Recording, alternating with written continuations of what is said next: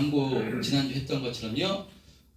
우리 튀르키예 구제연금, 구제성금 이렇게 모금하는데 지금 동전도 이렇게 동전을 이렇게 가져오라고 한 것은 이렇게 국가에서 이렇게 동전을 만드는데 동전값보다 더 많이 돈이 들어가서 이제 국가적으로 이렇게 우리가 좀 생각해서 동전을 가져오라고 이렇게 말씀을 드렸고요.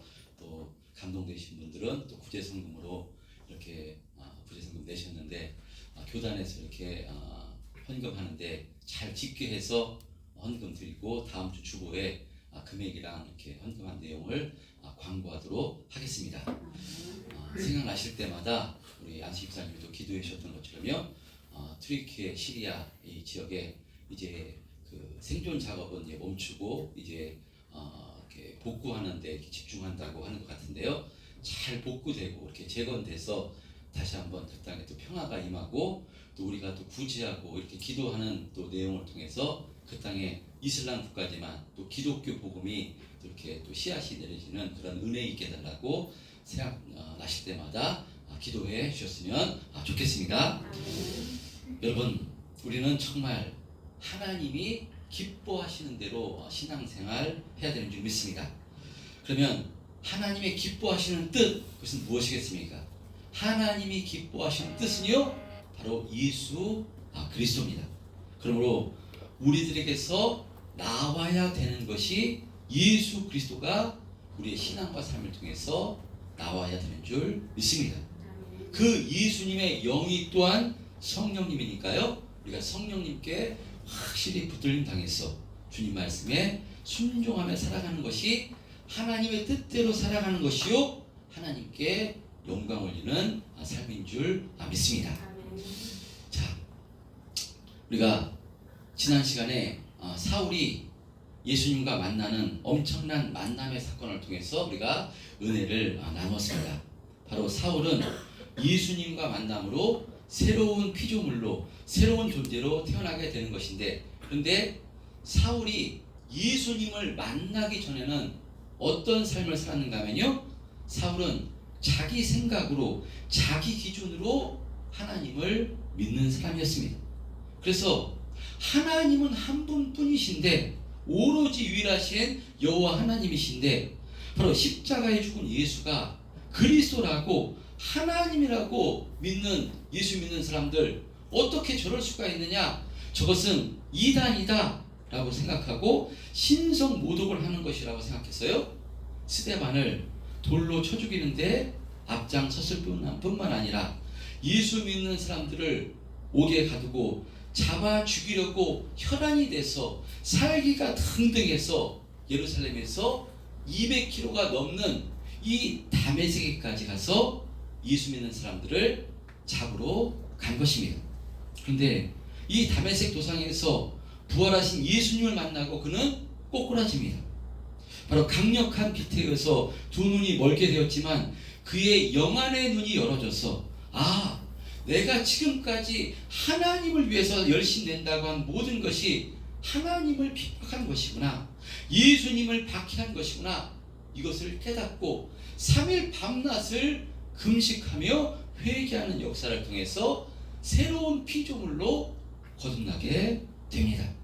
자, 그런데 지난 말씀에 제가 또 이 말씀을 드리면서 어떤 말씀을 드렸는가 하면요, 이렇게 사울이 다메섹 도상에서 부활하신 예수님을 만나고 변화되는 것인데, 그런데 바로 사울이 어떤 자격과 조건이 있어서 배운 것이 많아서 가문이 좋아서 그의 배경과 조건을 보고 예수님께서 그를 찾아와 주시고 그를 변화시켜 주신 것이 아니라고 이렇게 말씀을 드렸습니다. 이렇게 보는 것은 올바른 해석이 아니라고 말씀을 드렸습니다. 여러분, 하나님은요, 전능하신 하나님이십니다. 온 천지 만물을 창조하신 하나님이시고요, 모든 만물을 주장하신 분이 하나님이십니다. 그래서 인간은 무슨 재료가 있어야 무엇을 만드시지만요, 하나님께서는 말씀으로 모든 것을 만드시고 모든 것을 주장하시는 분이 하나님이시니까 인간의 자격과 조건이 필요치가 않은 것입니다. 그러니까 예수님께서는요, 제자를 삼으실 때도 세상적으로 지식이 있다, 똑똑하다 이런 사람을 불러서 제자 삼은 것이 아닙니다. 거의 다 어부요, 평범한 사람들입니다. 연약한 사람들입니다. 왜냐? 하나님의 일은 사람의 능력으로 하는 것이 아니라 하나님께서 전부 다 하시는 것임을 바로 이것을 통해서도 보여주시기 위해서 바로 이런 사람들을 통해서 하나님의 일을 하시는 것입니다. 이런 성경을 통해서 이것을 확신하시기를 바랍니다. 예수를 그래서 올바로 믿게 되면요, 내 자격과 조건과 상관없이 내 지금 모습과 상관없이 예수를 참 믿게 되면 우리가 힘이 생기는 것입니다. 내가 나를 구원한 것이 아니라요, 하나님께서 선택하셔서 나를 구원하셨기 때문에, 그래서 구원의 완성도 하나님께서 성령님께서 나를 주장해 주심으로 완성시켜 주실 것이기 때문에 우리 모든 인생 하나님께서 책임져 주십니다. 저는 예수 믿고 신앙생활 할수록 이것이 더욱더 확신됩니다. 제가 예수를 믿게 된 것도 내가 믿은 것이 아니라 주님께서 믿게 해 주신 것입니다. 성령님께서 은혜를 베풀어 주신 것입니다. 저를 예수 믿게 해주시고 이런 직분을 주신 것도요, 제가 자격과 조건이 돼서 이런 직분을 주신 것이 아닙니다. 하나님께서 세워주신 것이고요, 하나님께서 은혜를 베풀어 주신 것입니다. 그러니까 하나님께서 세우셨으니까 하나님께서 인도해 주실 줄 확신하는 것입니다. 그러므로 나는 부족하고 연약하고 자격 없다 할지라도요, 상관없는 것입니다. 하나님께서 역사해 주실 것이기 때문에 하나님 말씀에 순종해서 최선을 다할 때 하나님께서는 나머지는 책임져 주시고 각자의 그릇에 맞게 모양에 맞게 하나님께서 가장 좋은 것으로 역사해 주실 것이니까요, 예수 믿는 것이 참으로 축복인 줄 믿습니다. 여러분, 우리가 아무리 연약하다 할지라도요, 부족한 것이 많다 할지라도 예수 안에 있는 우리들은요, 반드시 잘되게 되어 있습니다. 하나님 뜻대로 살기만 하면요, 하나님 말씀대로 살기를 힘쓰기만 하면, 하나님 의지하기만 하면요, 하나님께서 책임져 주심으로 그 사람의 인생은요, 예수 안에 있는 인생은요, 바로 결론은 영생이요, 구원이요, 축복인 줄 믿습니다. 하나님께서 이렇게 은혜를 베풀어 주십니다. 여러분, 그런 의미로 지금까지 사도행전 지금 9장인데요. 사도행전 말씀을 전하면서 일관되게 무엇을 말씀드렸는가 하면요, 모든 것이 성령께서 하시는 역사다, 하나님께서 하시는 역사다 말씀을 드렸습니다. 지금까지 등장했던 사도행전의 인물들 있습니다. 베드로, 요한 같은 사도들이 등장했고, 7 집사, 처음으로 순교했던 스데반 집사, 그리고 빌립 집사, 오늘 본문에 등장하는 아나니아도 등장하는데요, 사도행전에 등장하는 이런 인물들이 주인공이 아니라 하나님께서 하시는, 하나님이 주인공이십니다. 하나님께서 이런 인물들을 들어서 사용을 하십니다. 그래서 베드로와 요한을 들어 사용하신 것이고요, 스데반을 그렇게 쓰신 것이고요, 빌립도 그렇게 쓰신 것입니다. 빌립은 예루살렘의 박해를 피해서 사마리아로 도망가던 그런 연약한 존재였는데요, 성령께서 그런 그를 통해서 바로 사마리아의 복음을 전하게 하시고요, 에디오피아 내시를 통해서 아프리카에 복음을 전하는데 하나님께서 힘있게 바로 사용하신 것입니다. 사울도 마찬가지입니다. 사울이 능력과 자격이 있어서 가문이 좋아서 그를 쓰신 것이 아니라요, 그는 교회를 박해하고 성도들을 박해했던 죄인 중에 죄인이고요, 바로 구원받을 수가 없는 그런 존재였습니다. 그런 사울도 주님께서 회개시켜 바로 쓰신다는 것입니다. 이렇게 가장 주님을 핍박했던 사울을 이방인을 위한 택한 그릇으로 사용하신 것인데, 그러니까 이 모든 것을 통해서 무엇을 말씀하는가 하면요, 모든 역사는 하나님께서 하시는 역사다, 성령께서 하시는 역사다. 성경은 계속해서 이것을 지금 말씀하고 있는 것입니다. 할렐루야. 자, 그런데요, 또 중요한 것은 이렇게 모든 것은 하나님께서 하시는 역사요, 성령의 역사지만 이 성령의 역사에 쓰임 당하려면 인간의 반응도 중요한 것임을 오늘 본문을 통해서 이렇게 강조하고 있습니다. 왜냐하면요, 성령님은 인격이시기 때문에 우리가 성령을 통해서 예수님을 나의 구주로 고백하는 것, 이것은요 일방적인 성령님의 주님의 은혜이지만 우리가 성령을 통해서 이제 구원받은 하나님의 자녀로서 하나님의 일에 귀하고 값지게 쓰임 당하고 이 땅에서 하나님의 자녀로서 승리하는 삶을 사는 것은요, 성령께서 홀로 하시는 역사가 아니라 우리들의 반응이 중요하다는 것입니다. 자, 오늘 이것을 말씀하는데요, 오늘 본문에 등장하는 아나니아를 통해서도 이것을 우리가 확인할 수 있습니다. 오늘 본문 그런 의미로 10절, 11절, 12절을 한번 합독해 보겠습니다. 10절, 11절, 12절 시작. 그때 다메섹에 아나니아라는 자가 있더니 주께서 한 성 중에 불러이르시되 아나니아라 하시거늘 대답하여 주여 내가 여기 있나이다 하니 주께서 이르시되 일어나 집가라 하는 거리로 가서 유다의 집에서 다소 사람 사울이라는 사람을 찾으라. 그가 기도하는 중이니라. 그가 아나니아라 하는 사람이 들어와서 자기에게 안수하여 다시 보게 하는 것을 보았느니라 하시거늘. 예, 주님께서요 아나니아를 부르십니다. 아나니아야 라고 부르시니까요, 그 사울과 다르게 아나니아는 즉시 예수님께 대답합니다. 주여 내가 여기 있나이다. 아나니아야 라고 부르시니까요, 아나니아가 주여 내가 여기 있나이다. 바로 10절에 이렇게 말씀합니다. 성경은 이 아나니아를 제자라고 이렇게 소개하고 있듯이요, 아마도 아나니아는 예수님이 누구신가를 알고 있었고요, 예수님과 교통을 하고 있었던 것 같습니다. 그래서 그는 환상 가운데 예수님께서 바로 부르시자 주여 내가 여기 있나이다 라고 이렇게 대답합니다. 이에 주님께서 11절에 아나니에게 이렇게 말씀합니다. 일어나 집가라 하는 거리로 가서 유다의 집에서 다소 사람 사울이라는 사람을 찾으라. 그가 기도하는 중이라. 그가 아나니아라는 사람이 들어와서 자기에게 안수하여 다시 보게 하는 것을 보았느니라. 10절에 말씀합니다. 그러니까 집가 유다의 집에 3일 동안 먹지도 마시지도 않고 회개하며 기도할 때 주님께서 사울에게 말씀하셨던 것 같습니다. 너에게 아나니아라는 사람이 와서 안수함으로 너의 감겨진 눈이 떠질 것이다. 바로 예언의 말씀을 통해서 바로 이 지금 사울에게 이 말씀을 주님께서 해 놓으신 것입니다. 그래서 아나니아에게 내가 이미 다 얘기해놨으니까 사울에게 가서 안수해 주라. 안수해서 눈을 뜨게 해주라. 라고 지금 아나니아에게 말씀합니다. 자, 그러면 아나니아의 반응이 어떻게 되겠습니까? 주여 내가 여기 있나이다. 제자였습니다. 주님과 교통하고 있는 자였습니다.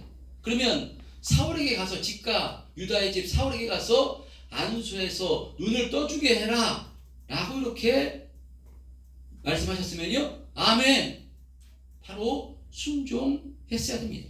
그런데 아나니아는요 주님의 말씀에 순종하지 못합니다. 13절 14절 말씀 보면요, 주님 저 사울이라는 자 저도 잘 알고 있는데 얘기 많이 들었는데 그는 예루살렘에서 주의 성도들을 박해하고 또 여기서도 주의 이름을 부르는 모든 사람을 결박하려고 대제사장에게서 권한을 가지고 온 사람인데 어떻게 저런 사울을 제가 도와줄 수 있습니까? 저런 사울에게 어떻게 눈을 안수해서 눈을 떠주게 할 수 있는 것입니까? 전 할 수 없습니다. 전 못 가겠습니다. 라고 지금 아나니아가 반응을 하는 것입니다. 그러자 주님께서 다시 한번 말씀하십니다. 15절 16절 시작. 주께서 이르시되 가라. 이 사람은 내 이름을 이방인과 이민들과 이스라엘 자손에게 전하기 위하여 택한 나의 그릇이라.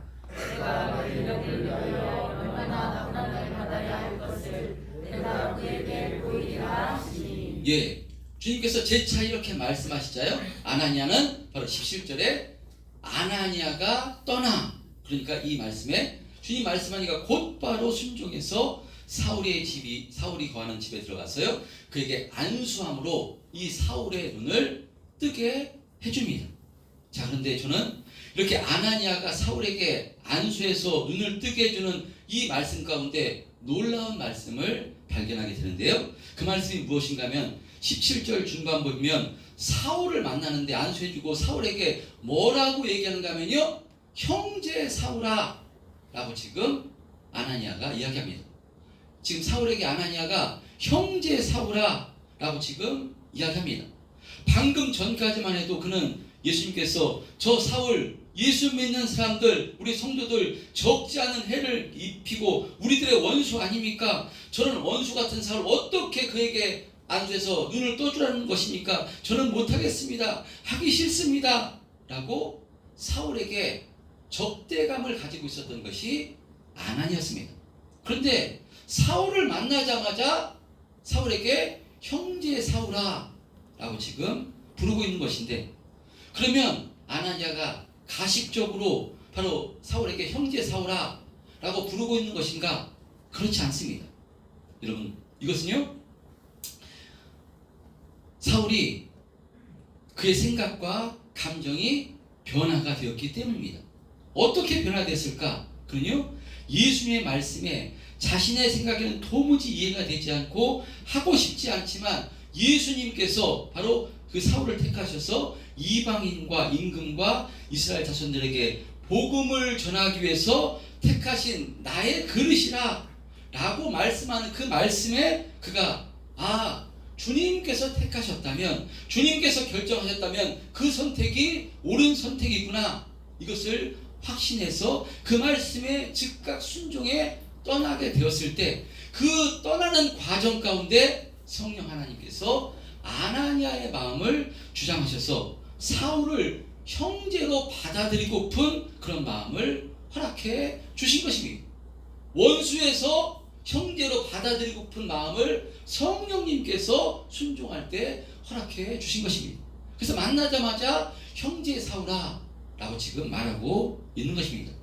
만약에 아직도 사울의 마음이 풀어지지 않았다면 주님의 말씀에 순종해서 사울에게 안수해 주었을 수는 있지만요, 사울에게 형제 사울아 라고 이렇게 말하지는 않았을 것입니다. 그러니까 성령께서 아나니아의 마음을 열어주셨기 때문에 아나니아가 이와 같이 사울을 형제로 받아들이고요, 사울에게 안수해서 눈을 뜨게 해주는 그런 역사가 일어난 것입니다. 여러분, 그러니까 이와 같은 회복의 역사, 누가 하시는 역사입니까? 성령께서 하시는 역사입니다. 성령의 역사입니다. 그러나 성령께서 홀로 하신 역사가 아니라 아나니아가 성령의 말씀에 순종해서 떠났을 때 이와 같이 아나니아가 성령님께 붙들려 가장 위대하게 복음의 역사에 쓰임받는 사도 바울을 품어주고요, 또 그에게 안수함으로 감겼던 눈을 뜨게 해주는 그런 일에 가장 귀하고 값지게 쓰임을 당하고 있는 것입니다. 여러분, 저는 이것이 회심의 역사, 회심의 은혜라고 생각합니다. 여러분, 회심은 회개와는 조금 다릅니다. 회개는 자신의 잘못을 뉘우치는 것입니다. 자신의 잘못을 깨달아 알게 돼서 하나님께 자신의 죄를 고백함으로 용서함을 받는 것, 그것이 회개입니다. 그러나 회개함으로 끝난다면 하나님의 역사는 일어나지 않습니다. 회심을 해야 됩니다. 회심이란 잘못된 방향에서 돌아서서 옳은 방향으로 나아가는 것, 이것이 회심입니다. 오늘 본문에 아나니아는요, 자신의 생각으로는 저 원수 같은 사울을 도와주는 것은 절대 이건 아닌 것 같다고 자신은 못하겠다라고 이렇게 했습니다. 그러나 예수님께서 저 사울은 내가 복음을 위해서, 내가 이방인을 위한 나의 택한 그릇이다, 내 이름을 위해서 그는 고난 받을 것이다 라고 말씀하시자 하나님의 뜻을 알아들은 것입니다. 그런데 하나님이 그렇게 쓰실 거겠구나, 하나님의 뜻을 알아들었어도요 순종하지 않을 수 있습니다. 주님께서 그러면 그렇게 쓰십시오. 근데 저는 못하겠습니다. 그렇게 인격이 있기 때문에요. 결정권이 있기 때문에 그럴 수도 있습니다. 주저할 수도 있습니다. 그런데 아나니아는 자신의 생각보다 예수님의 말씀을 우선해서 자리에서 곧바로 떠나 사울에 있는 집으로 바로 간 것입니다. 그래서 간 것, 이것이 회심입니다. 그러할 때 회심하는 그런 역사 가운데 회복의 역사가 일어나는 것이고요. 바로 주님의 일에 귀하고 값지게 쓰임받는 역사가 일어나게 된 것입니다. 아멘. 여러분, 이 회심의 역사 또 누구에게 강력하게 일어난 것인가 하면요, 바로 사울에게 강력하게 일어난 것입니다. 아나니아가 안수함으로 그의 눈에서 비늘 같은 것이 벗겨져 보게 되었다라고 18절에 말씀하는데, 비늘이 벗겨졌다는 것 상징적인 의미라고 생각합니다. 이전에는 이 비늘 때문에 예수님이 누구신가, 참 하나님이 누구신가, 복음이 무엇인가 알지 못했는데요, 이 아나니아의 안수로 이 비늘이 벗겨져 새롭게 보게 된 것입니다. 그러자 사울이 어떻게 합니까? 영적인 세계를 다시 볼 수 있게 되자 음식을 먹고 강건해져서 담에게서 제자들과 함께 있을 때 20절 말씀에 보면요, 즉시로 각 회당에서 나가 하나님의 아들이 하나님의 아들이심을 전파했다라고, 예수가 하나님의 아들임을 전파했다라고 말씀합니다.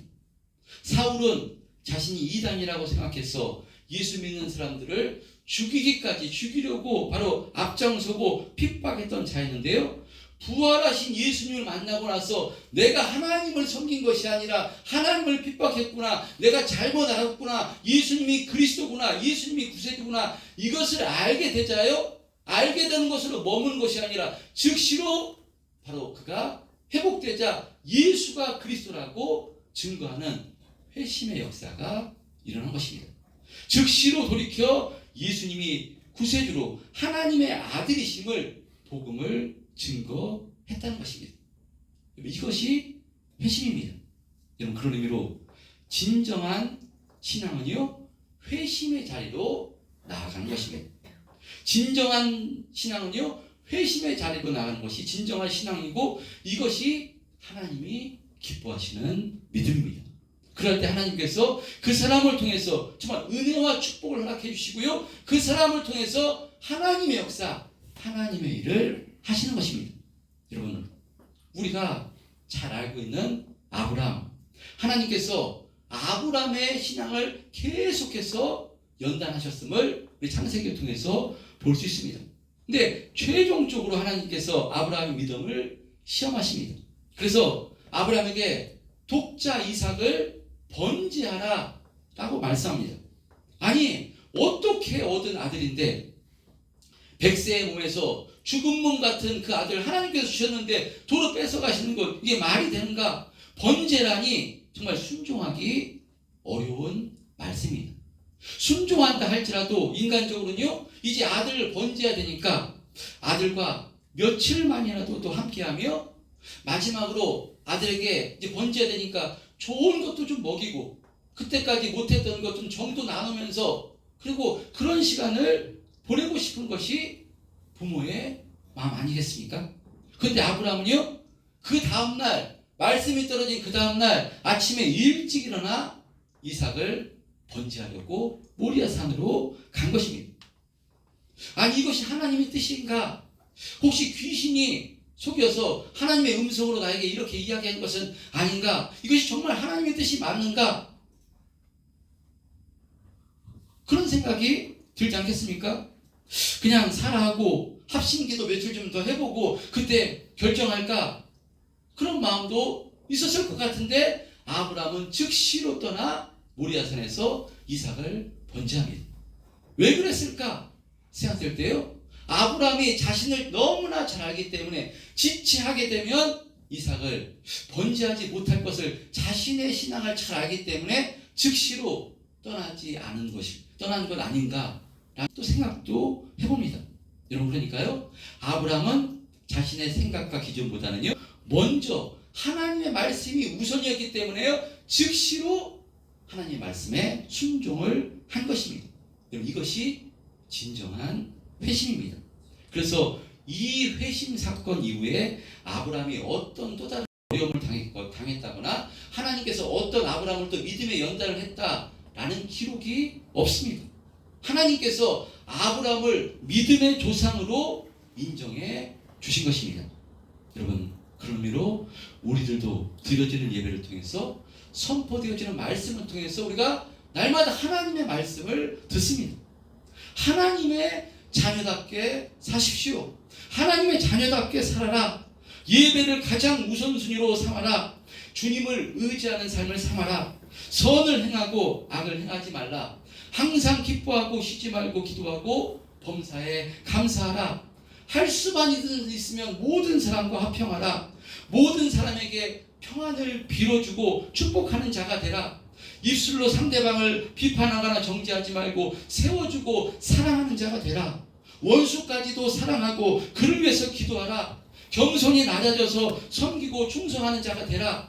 계속해서 우리가 기록된 성경을 통해서 하나님의 말씀을 듣습니다. 그래서 이 말씀을 듣고 우리가 은혜를 받아 우리 자신을 뒤돌아보고 내가 신앙생활 제대로 하고 있는가? 하나님 기뻐하신 뜻대로 신앙생활 하고 있는가? 나는 잘 믿음의 길 걸어가고 있는가? 우리 자신을 뒤돌아보고요. 은혜 받아서 그래서 그렇지 못한 것 우리가 회개합니다.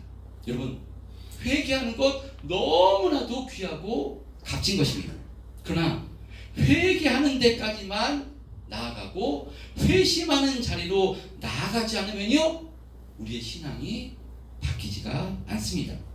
은혜 받고 회개는 하지만 회심하는 자리로 나가지 않으면요, 그러면 어떻게 되느냐? 계속해서 하나님 말씀이 듣기 때문에요, 그 다음부터는 회개하는 강도도 점점 약해집니다.